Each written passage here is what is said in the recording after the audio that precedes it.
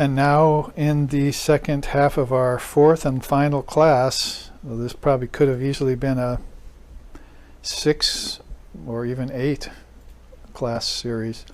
We have to try and take up these final 2 proofs of truth, which are, the chart's gone off there, but I'll remind you, pratyaksham, which is a very powerful name in word in Sanskrit, has to do with direct perception, like that scripture of Shankara, aparoksha. You have that word in there.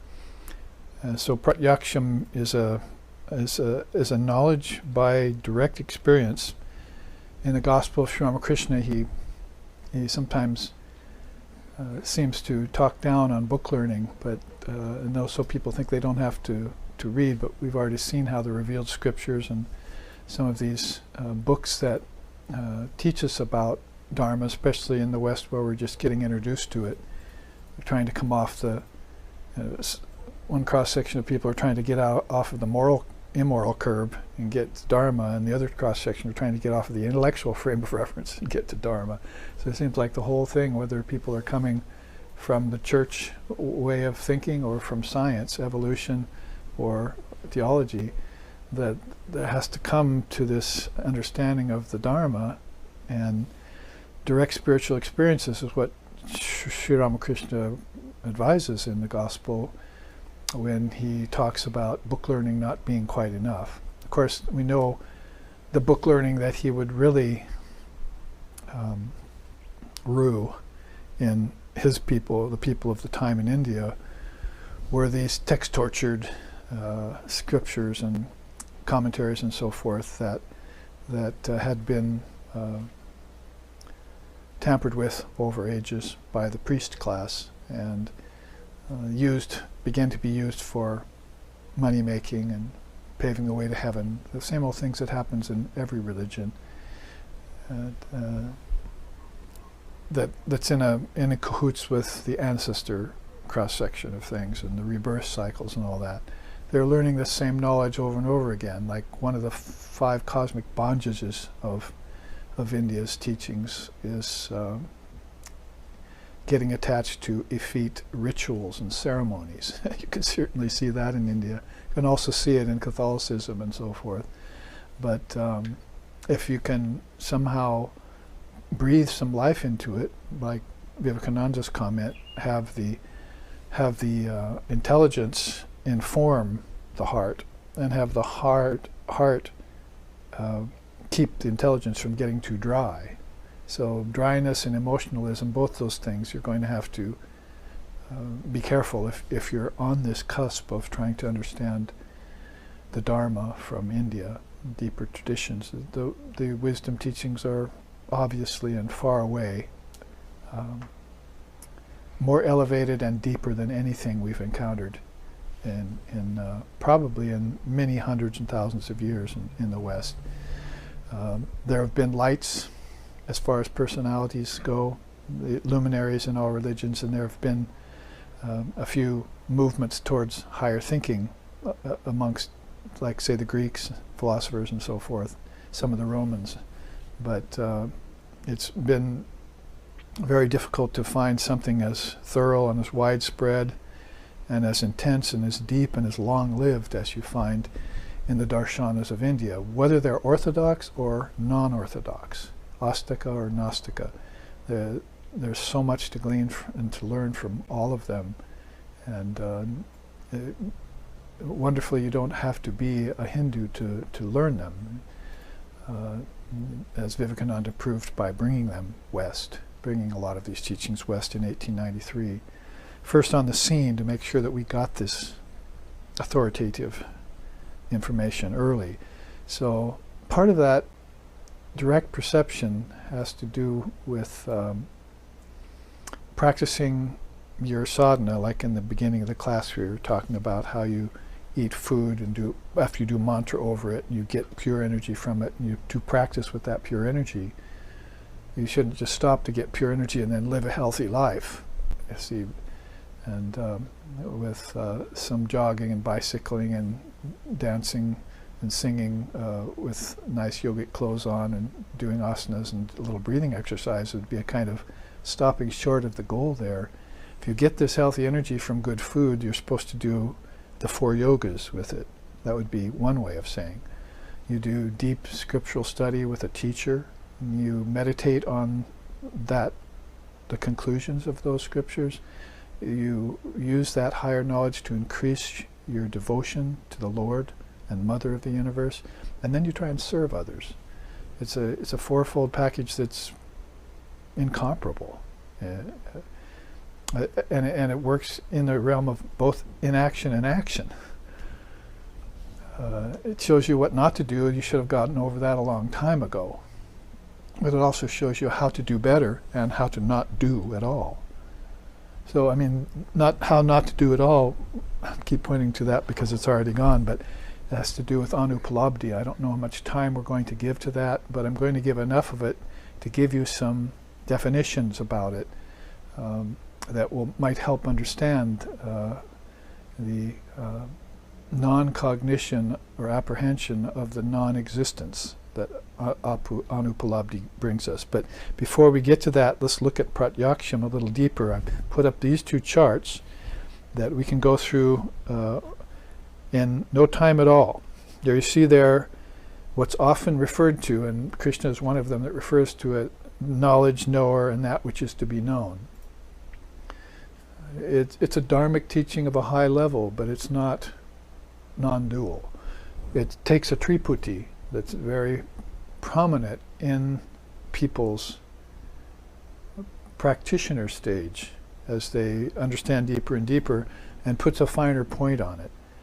So Krishna puts it very nicely. I've taken this right out of the Gita and put it probably in a way that it hasn't been presented before on a 8x11 here. But he says to Arjuna, learn from me in brief how to reach perfection and attain Brahman.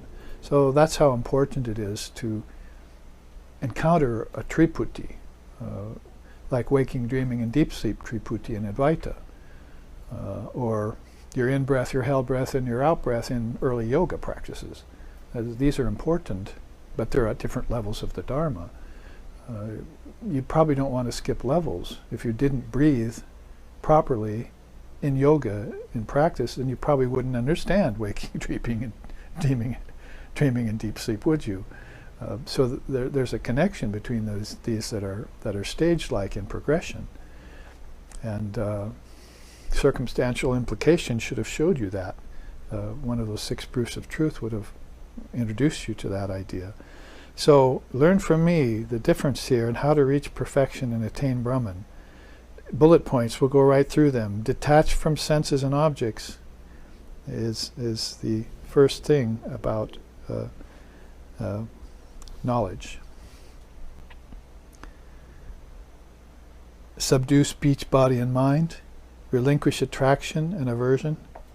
Generate pure understanding. You might say that when we looked at that chart on the integral constitution of the luminary, you saw the result of that, generate a pure understanding with that intensification or the comprehensive knowledge that the luminary possesses. You don't understand that when you approach them. You see, you're there to argue or debate, or maybe their ego isn't surrendered yet. You've got various things there. You don't know that that person is already established in the truth. And if you did know that, then what? Tad viddi pranipatena pariprasthena sevaya. You would be approaching them to serve them. You would be approaching them to butter them up, you see, so that they will give you initiation into the highest path, because it's not given easily. So I'm playing this all towards a certain higher level, you see. Detachment from senses and objects, should have known that already. Subdue the speech, body, and mind. It's the first doorway to yoga, according to Shankara. Should have known that already. Relinquish attraction and aversion. Of course you should have known that already, because both of those are giving you problems. There's something in between or beyond those two that's a better way of proceeding, like equanimity of mind. Don't get attracted or averse to anything. Be content with what is. He follows it up with that teaching. So then you arrive at a pure understanding. Buddhya, vishuddha, Vishuddhaya. So buddhya, of course, intelligence. Vishuddha, pure. So you get a pure understanding around everything. Who your teacher is, who you are, what the scriptures are telling you, how important the Dharma is, what your karmas are like, what your samskaras are like in your mind. Everything clears up, kyati, and you're free at that point. Your ignorance has died. Now you just deepen and intensify. Then he says, restrain the self with firm resolve. That self you're restraining is not your Atman. That's what most people do. They restrain the Atman.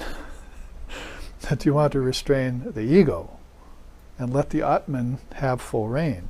In fact, it wants to reign because the ego has been usurping it and been reigning in its stead. So reign, R-E-I-G-N, not just R-A-I-N.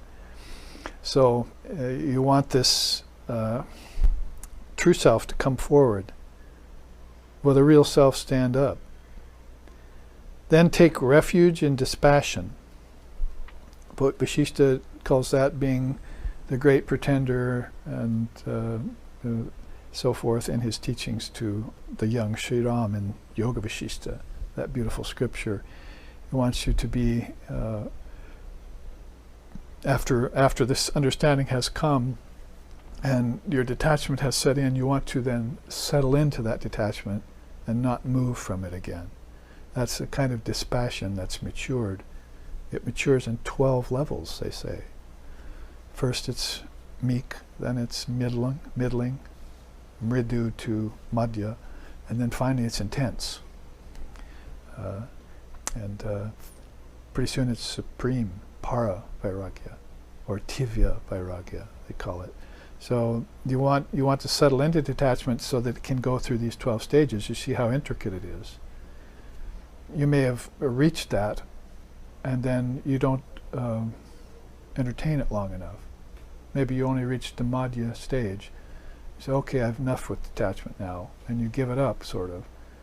And then you fall again, you didn't reach the supreme detachment again, or this absolute dispassion that gave you the peace that passes all understanding, that made you impervious to everything that's out there, that's out to get you, as it were. Put everything behind you that was devilish, and left you with the peace that passes all understanding. So you want to make sure that these qualities that you're seeking, these attributes of spiritual life, these fruits, are mature in you. And then you can let them go. Let them go means let them have their existence in you. It's like you let the Atman have the existence rather than the ego before that. Then engage in meditation. So this is knowledge. Learn from me how to reach perfection. So Krishna's own step-by-step way, in order that it appears in the Gita. And so you see how meditation, then you probably wouldn't want to put that first with an impure mind. You probably want to go through these steps, even if you've already mastered them in one lifetime. You say, well, maybe I'll just practice detachment from the senses and objects anyway. They're not really bothering me, but I'll do the detachment anyway. Is there any vestige or any problem in the culture that may waylay me, make me have doubt, or take me off the path? Will be, the final nail will be put in that coffin, you see. I won't drift back again. My mind won't drift. It's one of the vrittis in yoga, is how the mind drifts back to old ways of thinking. So engage in meditation. Dhyan yoga, paraha. That means it must be a supreme thing, para. That meditation that is done and accomplished after you've done this. And so you could see from our quote in the Mahavakyas chart, just before the half ended, Sri Sharda saying, 2 minutes of perfect concentration, please. Let's see you do it. Okay, now what? 5 minutes? 45 minutes, an hour. You just by stages gain that equanimity and sthiti pragnasya. Everything gets steady and even till your sight gets that way. Samadarshitvam. These all come in an order, and you need to be ready and on hand to attain them and take them, mature them, refine them, hold them abide in them. And that's spiritual life in the world. Then he says, gain peace of mind, shanto. So that is a very high level. Maybe you didn't have peace of mind when you engaged in meditation yet. You just had good detachment. And of course, I missed one again. Abandon selfishness would be helpful. So your meditation will probably at that level show you what I was saying in the first half about how the ego gets in the way of the true self, even when it's ripe. So I mean, that's probably at this level he's talking, oh, we're not worried so much about your rascally ego coming back. You've pretty much surrendered to your path, to your guru, and to your ishtam. And you have a mantra, and you're doing a practice. We're not really going to worry about your rascal ego coming back, but let's deal with your ripe ego now. The line of demarcation between matter and spirit, the difference between consciousness that's absolute and consciousness that's still tempered a little bit and still conditioned. You know, still maybe apt to come back and take a body, not get over the problem of rebirth, or maybe in the other direction, inward, not leave the form behind and get into formless reality. Make sure that you use the Ishvara forms as a doorway to get into Brahman. You get to the Father through the Son. Some of the Indian darshanas are not following what the Christians would say. You get to the Father through the Son. Of course, the Christians haven't done much to do that either, to know what the Father is, but the Indians are more qualified because they have had the seers, so many of them reached the state of non-duality and formlessness and have come back and left revealed scriptures for them to follow the way. Now they don't really have any excuse of not getting to Brahman through Ishvara. So to hang out with Ishvara for a long time, that's going to be very blissful, and who can blame you for not moving on? But this seems to say that, you know, you need to get beyond any kind of selfishness, any kind of idea that you're a self, an individual, that there's a separation between you, like Hanuman and Ram. So when I'm dancing, you know, when I see you and me and I'm having relations with you, it's a dual relationship. When we go to qualified non-dual, we're dancing and singing and talking together. But when I see that I am you and you are me, then I'm in the non-dual state. So even Hanuman had that experience of non-duality with Ram and expressed himself in that way. So those are the three levels of philosophy, really. Advaita, Vishishtadvaita, and Advaita. In a person's experience, not just in philosophy, that, oh, we see the three stages, great, you know, I'm glad they're there. And we should take the steps. But this is actually in the experience of it, having it. Direct experience, isn't that what we're talking about? You see, pratyaksham. I should just put this back for now.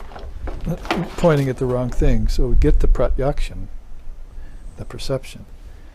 That's why I'm bringing up this chart, knowledge, knower, and to be known. Onwards, you live in solitude, you eat but little, and you give up egotism, power, pride, delusion, anger, and covetousness.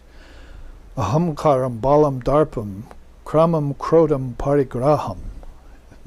A beautiful bunch of words ending in M that just roll off the tongue, you see. One of the beautiful statements that I've always liked in the Gita. Give up egotism, power, pride, darpam, desire, kamam, anger, krodam, and covetousness, parigraham. So you would have aparigraha, right, as one of your qualities that you would gain from that. You could see how, you know, Father of Yoga in 140 AD could look all the way back to Krishna's time, read the Gita, and because his gurus did a commentary on it, you see. And Shankar himself did a commentary on the Gita. So he would look back and be able to cite that as a very powerful, piece of knowledge. So here's what's knowledge. And he says about this is what is true. Everything that's opposed to it is what is false. So he's citing here, I'd say, qualities and attributes along with the method and step by step, till you'll know without a doubt what true knowledge really is. And other things that would be antagonistic to it, you can get them behind you. Let's look at the knower. All these have sprung from me. Krishna is talking about his Ishvara form. That one who sees me as unborn and beginningless, as the great Lord of the worlds, that one among mortals is free. And you know how Krishna is very niggardly in his ability or his will or his concessions about who's free and who isn't. The whole human race in any given age is revolving around Prakriti, coming out of Prakriti blindly, going back into Prakriti at the end of death blindly. And he pretty much reads the riot act on it, that nobody knows anything. As this is going on, nobody knows their true self. Nobody knows God.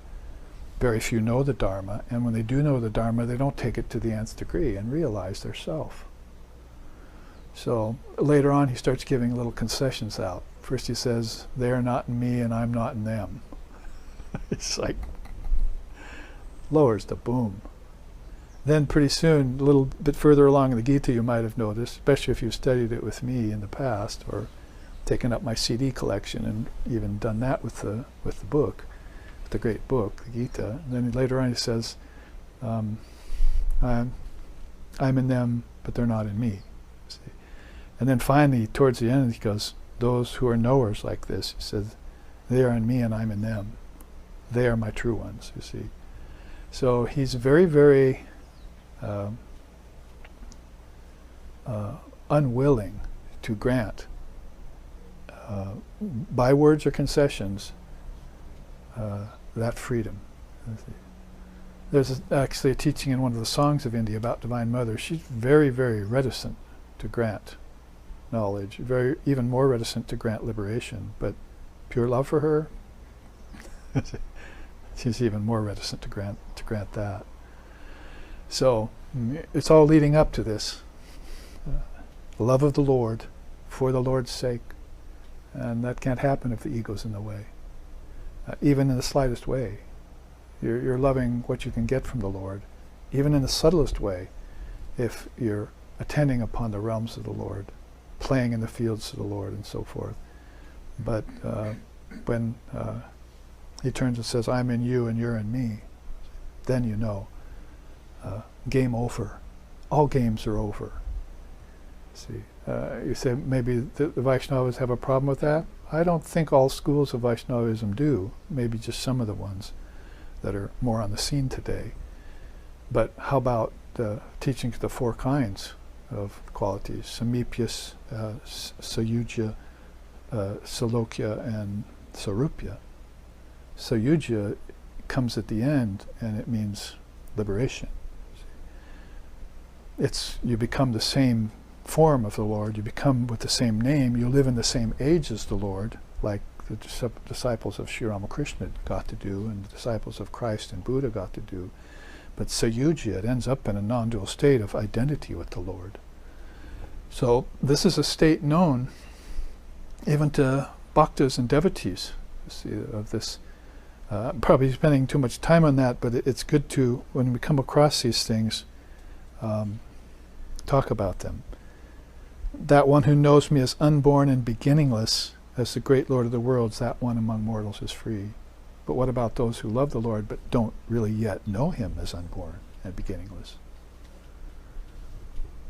It's a good question. So anyway, the knower, what's the knower like?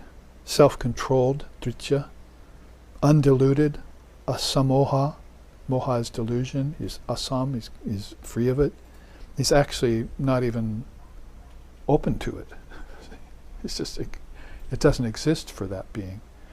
Forbearing, dhammaha, intelligent, buddhihi, cheerful, sukham, equanimous, samatha, non-violent, ahimsa, generous, dhanam, patient, kshama, wise, gyanam, fearless, abhayam, truthful, satyam, content, tushtihi, austere, tapaha, and calm, samaha.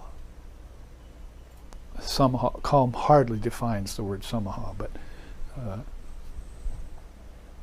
eternal calm, you might say, or deep quietude.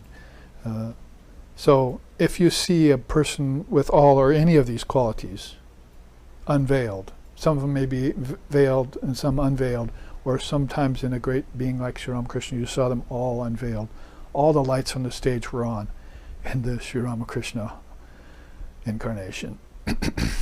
With Holy Mother there with him, Swami Vivekananda, Swami Brahmananda, the other direct disciples, and now 5 million or more devotees in a very short time, falling at their feet, getting beyond the curtain of Maya and into, at least into Ramakrishna Loka with the newest avatara form, or many of them having the opportunity to go into formless samadhi if they so choose, because Sri Ramakrishna has opened the door to non-dual samadhi, and many other samadhis too. Now let's see what he says about the known, that which is to be known. See, interesting way to put it, right? There's knowledge, there's the knower, and then there's that which should be known. So what does he say about it? I shall describe what has to be known, knowing which one attains immortality. Basically, here he goes with describing the indescribable. It has hands and feet everywhere. Sarvataha panipadam, with eyes and heads and mouths everywhere, with ears everywhere, existent and enveloping all, shining via the senses, but transcendent of them. Transcendent but sustaining all. So you want to make a jump here. It says shining through the senses. Oh, but it's transcendent the senses. Oh, there it is in all its glory. Oh, wait a minute, but it's transcendent, but it sustains all. Oops, I made a premature conclusion about it. So it sounds like it was away from everything. Oh, now I see it's like in everything. So they're not letting any base be uncovered in your philosophical understanding as you approach that which is to be known, which is, of course, Brahman. Experiencing the gunas yet beyond them. Thank God we're not all fools. Caught in the 3 gunas. The Lord also comes in. That's why Sri Ramakrishna made that beautiful statement. Even Brahman weeps caught in the net of its own Maya. Even Brahman weeps caught in the net of its own Maya. But it's not somebody else's Maya that Brahman's caught in. It got itself caught in that net, probably for your benefit. See, so Avatar got into a form and caught itself in its own Maya, so it could show you how to get out. Oh, see this net? Here, I'll just snip it here for you. We can pass through. See? Your teeth are sharp. Bite through it. See? Or go to the surface, jump over it, like a great soul will do. Sri Ramakrishna had many analogies about the 4 kinds of fish, which means the 4 kinds of human caught in that net. So you can go on and on talking about these things, of course, and we don't have the time to if we want to move on, but that's experiencing the gunas yet beyond them. So don't restrict the Lord to be other than what it projects. See, it's also that.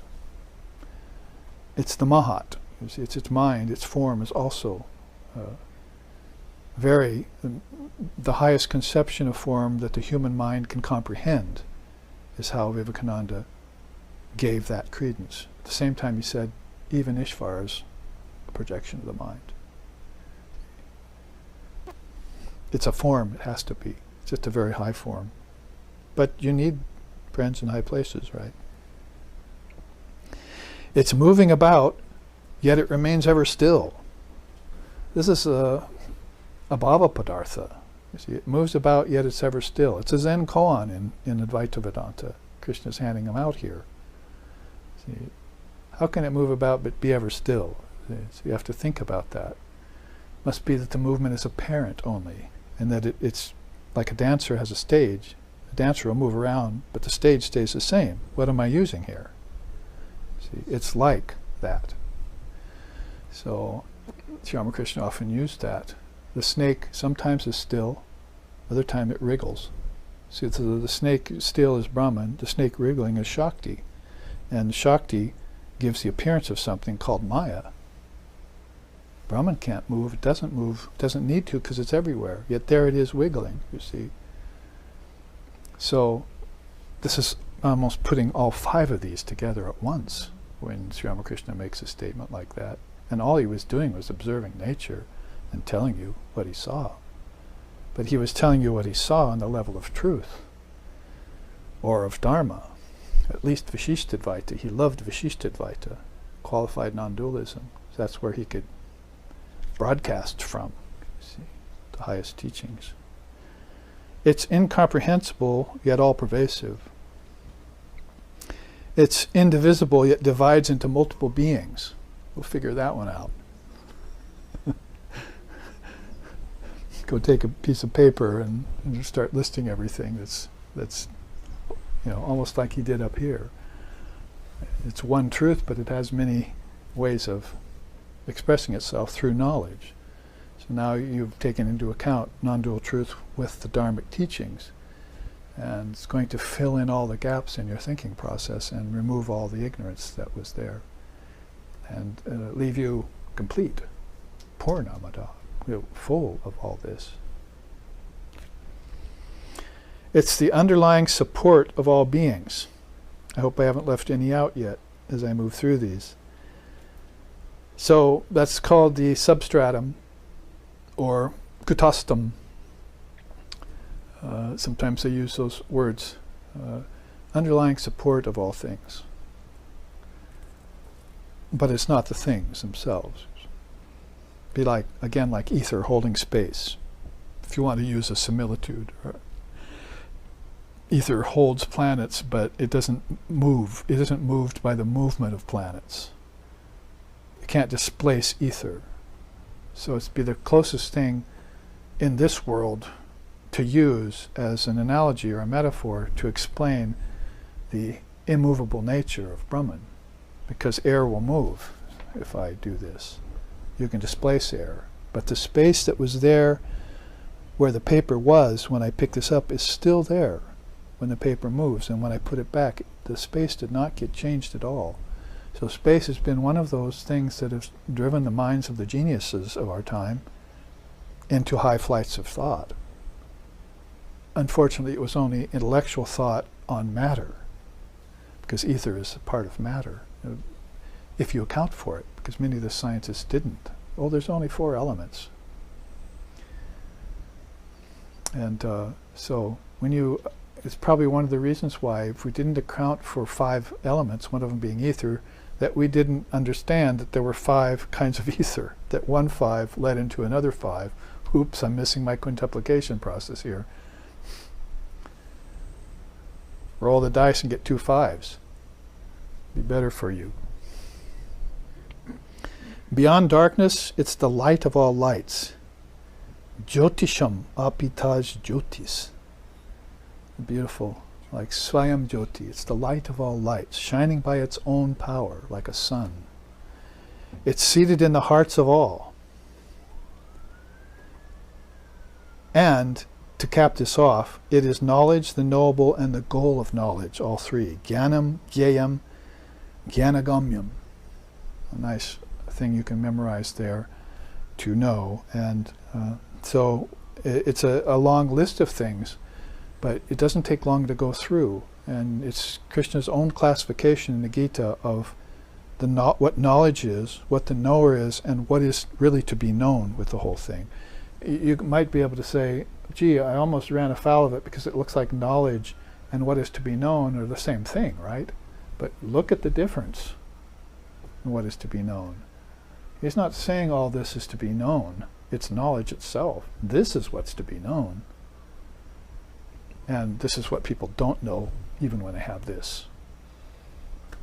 And when they don't have this, they're even further away from true knowledge. See? So if you know that it exists in all beings, that it sees out of all eyes, eats out of all mouths, hears out of all ears, and so forth and so on, then you just had Vishvarupa Darshanam with Krishna on the battlefield of Kurukshetra. Take away that vision, please. Return to your two-armed form, he says in that chapter, right? Of the Gita, there have been so many translations, so I've never done one myself. But I did retranslate that chapter. I have it in my computer file. And at Vishvarupa Darshanam put it in a very nice, poetic, complete way about Arjuna having this major reaction when he was there on the battlefield and saw the rolling eyes and the rivers of blood coming out the many mouths, and on as it was given even in that translation. So it's very powerful, but that's the vision of the cosmic form. Cosmic form being more than the cosmos out here, but it's the inner cosmos they're talking about. We don't know about the inner cosmos. We only know about the outer cosmos, so we're restricted to air and space, basically, as being the highest things we can look at. And even objects that occupy air and space. It's all physical, but nothing metaphysical yet to speak of, and leave the occult out of it. And then nothing truly of knowledge, what to speak of that which is to be known once you know knowledge. And the methods with which to get there. So I hope that informs us a little bit about direct perception. Isn't this pretty much the dynamics of pratyaksham here? I mean, at least it ends with what you should be having as direct perception. If you're not looking at your baby and seeing that as Sri Krishna, and serving it as God, then you don't have direct perception yet. You're thinking of it as something that has a cold, or that it's getting sick, or that you want to protect, or you want to feed it at your breast, or various other things, but you never think about that shining with all the senses, you see, that it's shining that in the baby's senses, but it's beyond the senses. When those eyes finally open and look at you, and they have love for you and so forth, that love is God's love, not the baby's love. It's not for the sake of the husband that the husband is loved, but for the sake of God in the husband. Atman.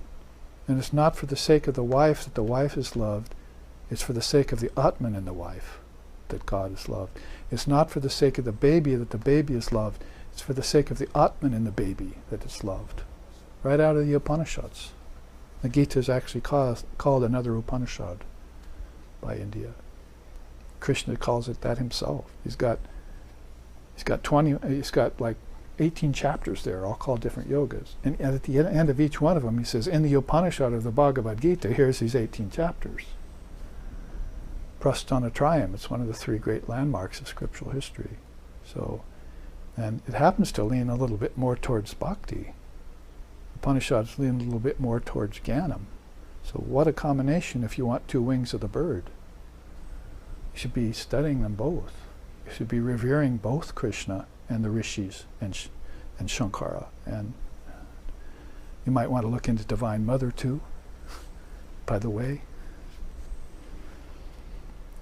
Now, before we leave Pratyaksham, and I hope we have a little time for at least the definitions of Anupalabdhi, let's look at the 6 doorways of yoga. It's a tantalizing teaching, and I'm afraid it's not going to be quite as clear as this to our understanding, but it is going to be more non-dual and more yogic. So you see there a beautiful church window that I was able to get a copy of from one of my students, a circular looking up at it on a dome. And you can see there the 6 doorways spread around there, little gates. The 6 esoteric yogic gateways. Now, it's going to sound simplistic to you. It may be a little complex to those who haven't really considered Desha, Kala, and Nimitta yet, that time, space, and causality. Haven't really considered them on the level of philosophy yet. Are not thinking that maybe they're not what they appear to be. And probably that's where you'd want to go to Anupalabdhi to say, you know, space doesn't appear to us, so by its non-appearance we're thinking that it actually exists, because you can't really deny it, you see. So that is, of course, ether. So it might seem a little simplistic to you, but if you take it apart in the way Patanjali took it apart in the yoga commentators, then you're saying, quote from him, each moment arises from infinity. Going to have to agree that there's such a thing as infinity. Shouldn't be too hard for people. Each moment dissolves back into infinity. The next moment also arises directly from infinity. Concentration on what is between the dissolution of the prior moment and the arising of the subsequent moment opens the gates of infinity. Simplistic but ingenious, really. So when you're meditating, it's just like thoughts. Your thought arises, it goes. Then the next thought comes. You're supposed to take what's between the two thoughts and expand that. If you know, this is the difficult but direct way of having meditation, of reaching the goal of meditation. So basically, you could watch your thoughts for a long time. That's one method. And hopefully after an hour or 45 minutes or 2 hours or a 10-day retreat, the mind will get blown away and finally it won't have any thoughts one day. Did I reach samadhi yet? No, you just reached a vrittila state. Your mind learned that there's something beyond thought, therefore beyond matter and energy. But you haven't really seen or felt the direct perception, pratyaksham, yet. So these subtle gateways, 6 in number, are the real powers of an illumined yogi. So we know what kind of powers are there at the lower stage of yoga. We've talked about some of them already. And even the power to gain the prana is not that high to the yogi. In fact, most yogis will come into life already having control of the prana and the psychic prana. That's how they got in, see. So that's already kind of a given for them. For the rest of us, we're trying to struggle to master the mind and so forth. But you can see that the real powers, according to Patanjali, and he is a true yogi, he's the father of yoga, so he should know, are these 6 gateways. Let's look at them. And let me explain it this way first before I show you the diagram. All of creation is made of vibrating particles. How long have we known that? You know, since physics and science understood it. Otherwise, did we know that before? That all of creation is made of vibrating particles? We might have assumed it.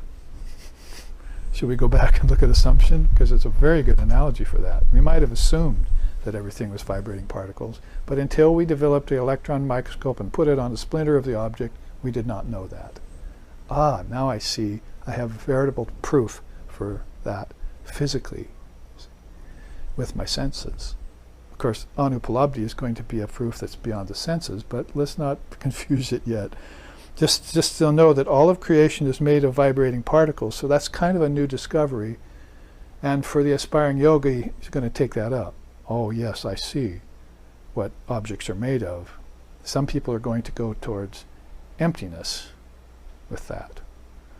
See, oh, and some people are going to go towards, well, the objects aren't real, they can't fulfill me, so I shouldn't be attached to them.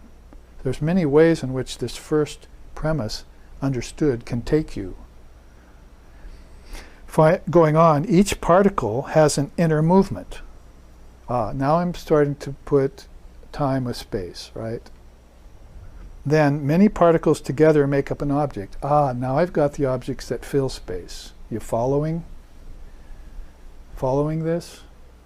It's a thinking process using those things which you can actually cognize with the senses. If time and space objects certainly can be cognized with the senses, but one of the disagreements of anupalabdhi, because Vasishtha Advaita wouldn't agree that anupalabdhi is a proof of truth, because they say the same senses that can see the existence of a thing can also see the non-existence of a thing, so I'm not going to include that in my 6 proofs of truth.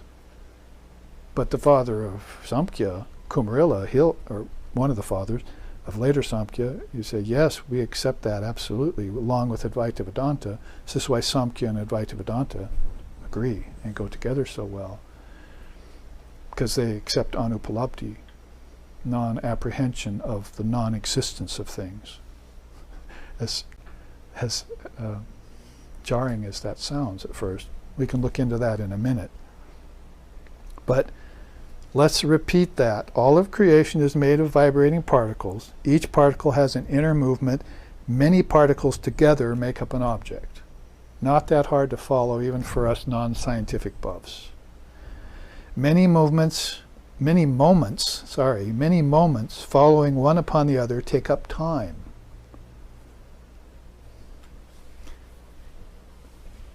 This pretty much is sensible and practical, right? But here's the rub. This cause and effect sequence in time and space is not literal. It is only apparent. So Vedanta comes forward and says, this is not real. It's not happening.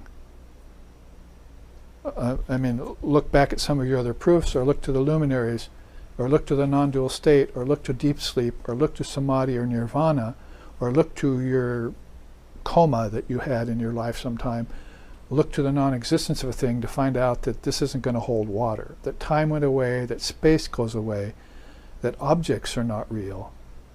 So you can see how these understandings of the yogi culminate somewhere. They didn't culminate yet in the Western scientist into a vital conclusion, into a dindima, into a siddhanta for philosophy. So when this mental notion that time and space are real is transcended, then reality stands forth, revealed. So as long as you consider time and space and objects to be real, you will not see the Lord who is beyond them.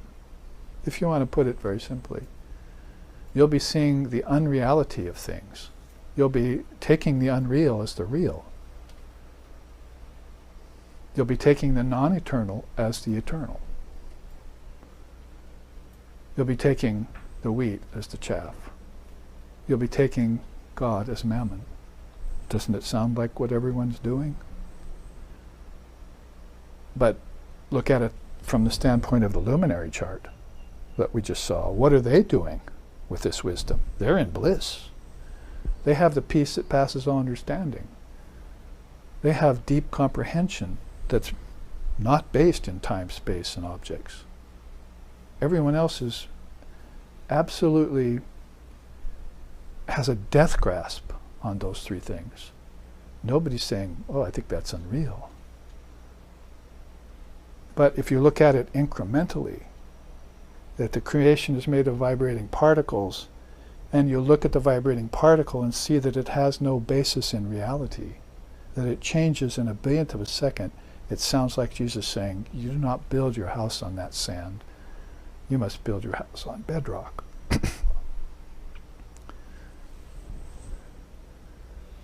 My father's house has many chambers. We looked at that a couple of weeks ago, and a few weeks back or months back in our Mindus Kingdom of Heaven chart. So you're looking at all the worlds, both outer and inner, as being consisting of particles that are changing. So you're going from heaven to earth to hell, or from Bur to Buvar to Sahar and back to earth, and considering this process to be real. It's not just on this world that this applies, but it's on the three worlds, they say, that this is applying. The first three chakras. Your ancestors aren't saying, oh, I think time isn't real and space isn't real, and neither are objects. They're coveting objects. They're moving into different levels of space to have objects, and they have desires for objects, and they know it'll take time to get them. And the quicker they can spend that time doing so, the more happy they are. As compared to sitting like Sri Ramakrishna with only a loincloth to his name, having the bliss of Brahman. Brahma Samadhi. He was in Brahma Samadhi all the time. He didn't believe in the kingdom of heaven. or the kingdom of God. He believed in God only. And why wouldn't he, when he saw that time and space and causation were a wool pulled over everyone's eyes? And the wool had three densities: outer, inner, and transcendent, or immanent, immanent, internal, and transcendent. See, the three worlds. Or maybe easier to put it in English: gross, subtle, and causal.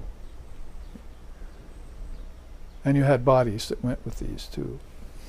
We've studied all that before. Now, as far as the diagram goes, as we reach the end of our time, because I want to say a few things about Anupalabdhi, we may have to do the next class series a 2-class series on Anupalabdhi.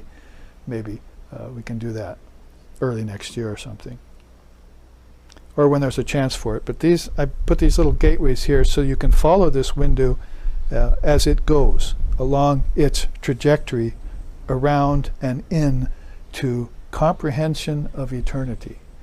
So that would be the 6th doorway. They actually comprehend what eternity is. They know that everything is. It's actually, we've been saying that in all the charts we looked at today, that Brahman is. Jafar sang about it and so forth. We know that this is the conclusion of these realized souls. So you can see, starting knowledge of creation as vibration. Creation as vibration. Vibration is creation. It is like a mantra you can say either way, and you should probably put it deep into your manana and think about this. Well, what they're calling creation, even though we Vedantists prefer the word projection, but all right, we'll give it to you. Let's call it creation. It's vibration. It's vritti. And vritti changes. Mind changes. So Brahman doesn't change. Let's figure this out and make a conclusion. So it must not be actual. Let's take it to the next doorway. When I perceive it, I perceive internal movement of particles. Nobody's asking what keeps the atom together, spinning around a nucleus and so forth. They're still pondering that one, see. But they don't know it's the power of raga. It's a cosmic law that keeps everything together. It's the same thing that keeps the object together so that it doesn't go off spinning into ether. So what's keeping the couch together? What's keeping the planets in their place? What's keeping the baby loving the mother? What's keeping the husband and wife loving each other? Is the power of attraction at different levels. And you can apply it in physical, or you can apply it on the subtle, or you can apply it in the causal. It works in all three. Oh, the causal, it begins to disappear.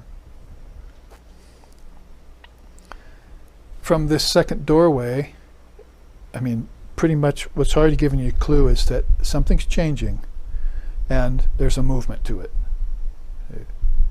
See how you're figuring it out philosophically to prove that Brahman exists, and Brahman is unchanging, indivisible, and it's not matter, and it's not energy, and it's not thought, because thought moves too. Now you take it round this temple window to knowing that objects consist of particles. Okay, now you've gone from time and space to the objects that occupy them, right? All three of them all of a sudden get included into it. So now we're looking at time, space, and objects. And we're looking at it why? We're beginning to have suspicions that what they've been telling us out there ain't exactly correct. And that even very intelligent people are accepting this to be the truth. Like our intellectuals, our savants, our ancestors, and people who have aparavidya, you see. They have aparavidya, lower knowledge. And that's changing all the time too. So doctors are studying objects called bodies. Scientists are studying objects. Astronomers are studying objects.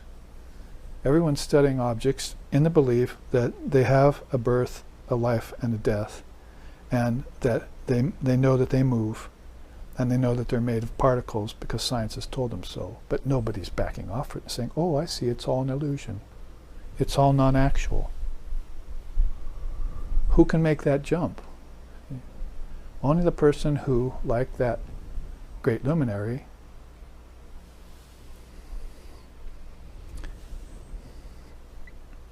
has reached that high level of detachment and is willing to go away from objects and worlds, if it takes that, to reach the source of things and find bliss, peace and bliss there. See, peace, bliss, love, and light. See, and knowing objects consists of particles leads you to a fourth doorway, that you observe moments forming the passage of time. So it's going to take some time, apparently, to form objects like planets or worlds. But they say, those who know the word say that no time passes. There's no passage of time in the world. When Sri Ramakrishna said, I made my way inward and I found the word inside myself, I saw that Om was producing all sorts of worlds and lokas, and it was also dissolving them. And as it produced the worlds and dissolved them, no time was passing. So in the world, in the word, worlds are not existing. See, they're just like a breath. An in-breath, a held breath, and an out-breath. You know, it takes seconds to do that. So the world is projecting all, the word is projecting all worlds. I get my tongue twisters right. That spontaneously. See, those who know the word say this is true, and Sri Ramakrishna said it by way of his own direct experience, pratyaksha. He saw this when he reached the word. And when he reached the world, it was completely different what he saw, people believing in. So this is, forgive the term, this is mystic experience. This is esoteric experience, probably a better word. So if you observe moments forming the passage of time, the next thing you'll see time and space to be apparent. I like the word non-actual. It doesn't actually exist, it just appears to. And this is where I would segue into the classes on Anupalabdhi, the teachings on Anupalabdhi, which we don't really have time for, but from the fifth gate, we'd get to the sixth gate. Comprehension of eternity. So these are what? The real powers of an illumined yogi. This is how he puts time, space, objects, causality, name and form away for all times. He, as Patanjali would say, he takes them back to the sources from which they sprang. They're the effects of a cause, and he puts them back with the cause. And when people are trying to practice early stages of yoga, they're trying to deal with egotism, with pain, with suffering, with lust, with anger, with greed. Kamam, krobam, lobam, darpam, we just said, right? They're trying to deal with these things. You can see what the predicament is, why the seers sit back and wonder and say, why are they suffering like that? Why are they the source of their own suffering?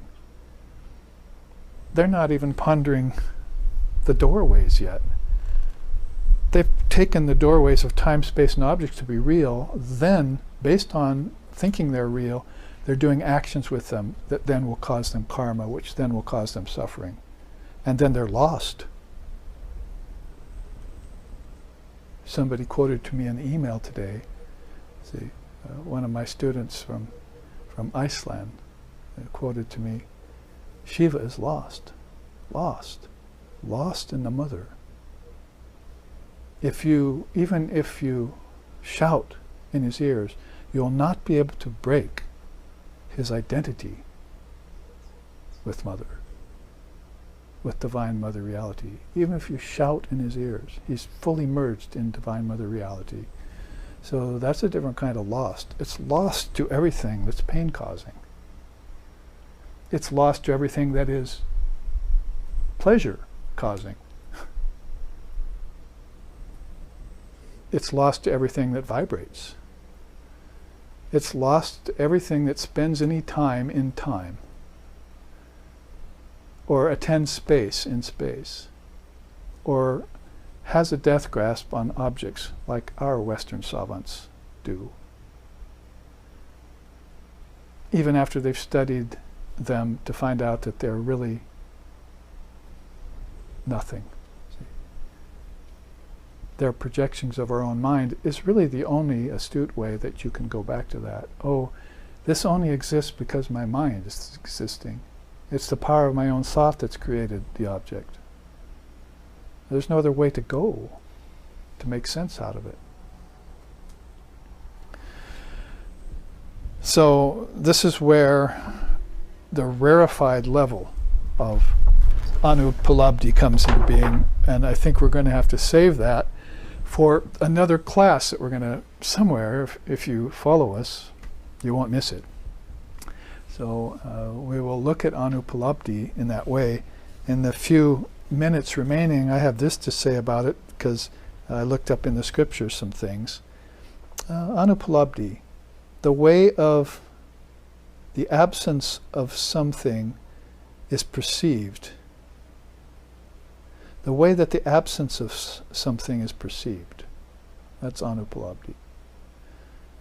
It's also where non-perception of an object gives info as to its non-existence.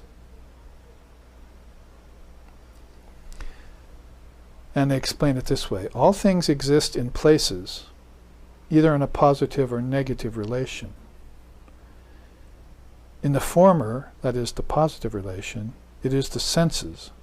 But in the latter, it is only by a separate movement of the mind that they can be known. So some of these are references to the Anupalabdhi, which is really presentative knowledge of negative facts, or a way to apprehend an absence of something. So just stay there, we'll end the class this way. Just leave the camera where it is.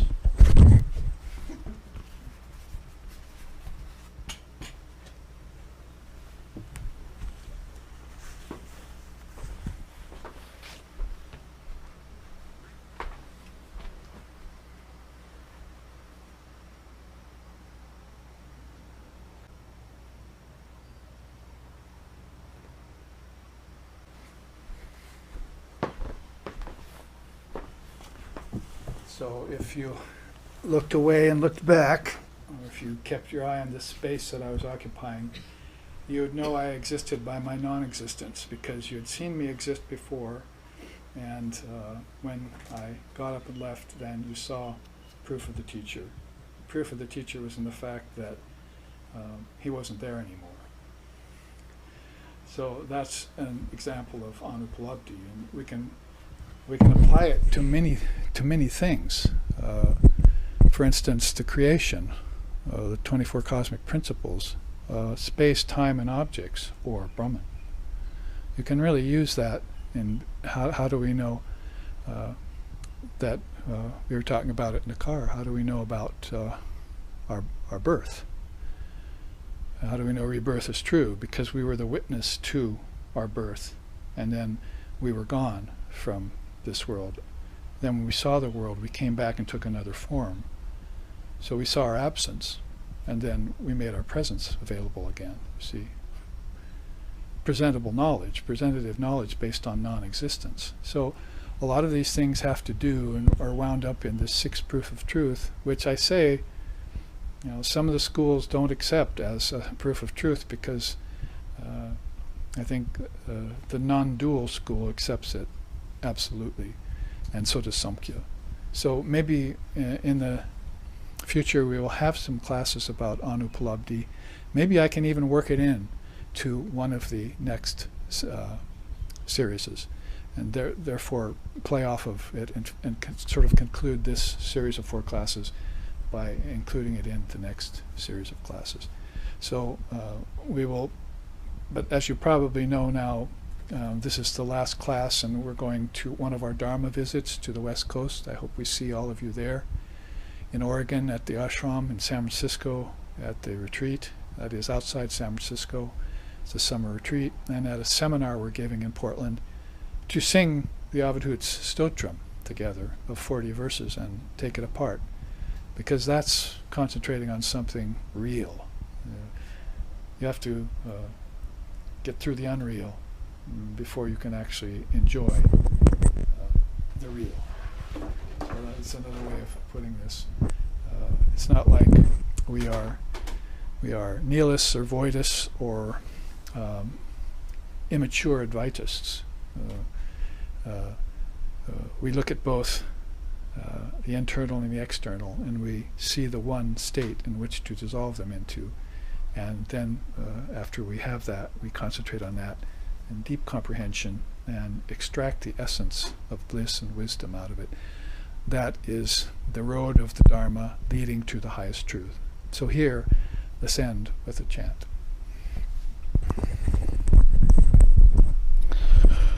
Om Sato, Om Sato Ma Sadgamoya, Tamaso Ma Joytir Gamoya, Mrichor Ma Amritam Gamaya, Abira Bira Mayedi, Rudrayate Dakshinamukam, Tenamam Pahinicham, Om Shanti Shanti Shanti. Lead us from darkness to light. Lead us from lower truth to higher truth. Lead us from the unreal to the real. Reach us through and through, O Lord and Mother, with thy sweet and benign presence. Om peace, peace, peace. May peace be unto us, may peace be unto all. Om Hari Om.